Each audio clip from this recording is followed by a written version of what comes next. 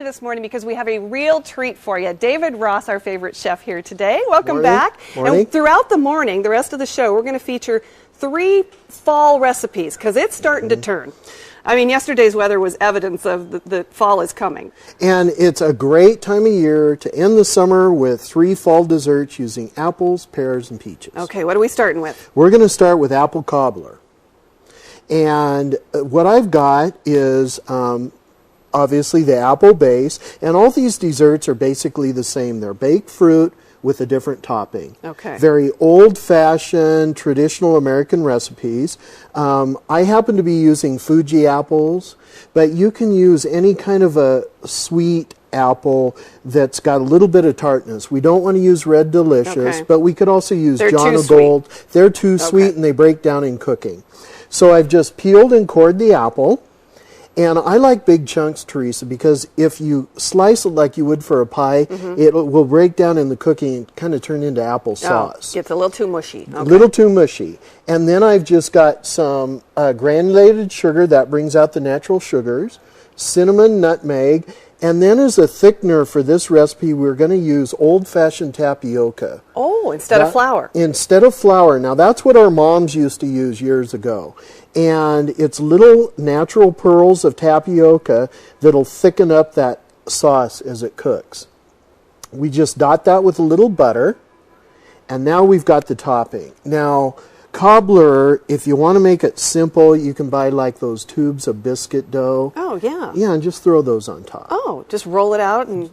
Just open it up, take a biscuit off, put it right on top. Get out! Yeah, it's basically... The apple version of chicken and dumplings is what we're doing here. But you've made your own. We've done our own. Now, what's unique about this is it's got a different color to it.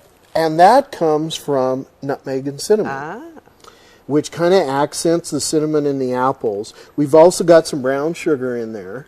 And it's unlike a pie crust dough in that when it bakes up, it's going to be kind of bread-like, like a biscuit. It looks almost like cookie dough. It really does. Yeah. It's kind of like a sugar cookie dough. Okay.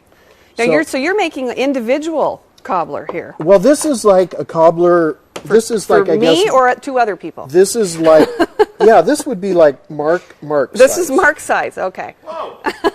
This is a nice big cobbler. All right. Oh, that was so. You just threw it on top. Now you're just kind of pinching off the sides. Yeah, I just do it with my hands.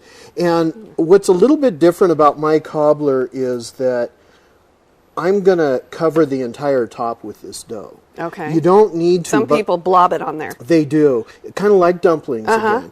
And that's okay.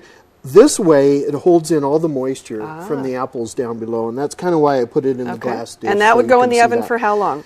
These traditionally, all of these recipes we're going to do today are about 45 minutes in about a 375-degree oven. Okay. Wow, that is really easy and it looks delicious. 2 more fall fruit recipes coming up throughout the show. All of the recipes are already posted at KXLY.com. Just click on recipes. We've got peaches and pears coming up, and we've got sundaes, Kirk Hawkins.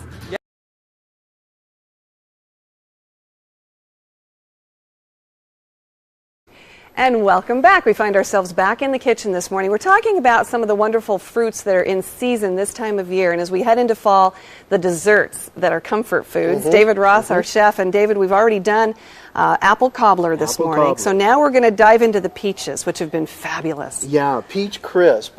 Here's an example of a beautiful Spokane area peach this year. They're huge and wonderfully sweet. This recipe is, again, same basic as a cobbler. Baked fruit on the bottom, but now the topping's different. Okay, and I'm always confusing crisp, cobbler, Betty, all of the different types. So how do I keep it straight? Cobbler is like a biscuit type bread crust.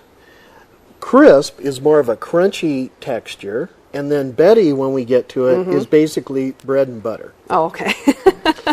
Hey, hold it. Uh-oh, Mark has questions. Crisp is in crispy. Crispy. Okay, work with me. Crisp, I'm done. Thank you. And Mark's absolutely right. Peaches, sugared, again, to bring out their natural sugar, and then a little bit of lemon juice because that also helps accent the flavor of the peach. And will it keep them from turning brown, too? It will. Okay. It will. And you notice I did leave the peel on. I did This notice is a that. very rustic, traditional American dish. We don't need to go to the trouble of taking off the peel or any of that. Makes it so much easier. It does. Okay. And then flour for a thickener. All right. And that's it. Okay. Now the topping, which is really unique for this recipe, a lot of crisps have like oatmeal or granola or something. This is the traditional method. And it's butter, nutmeg, cinnamon, and brown sugar. Those are the base ingredients. And then a little bit of baking powder. It's got a little bit of flour in it, but the two elements that will make this crispy are an egg that you beat up and you put into the topping, and that kind of brings Holds it together. everything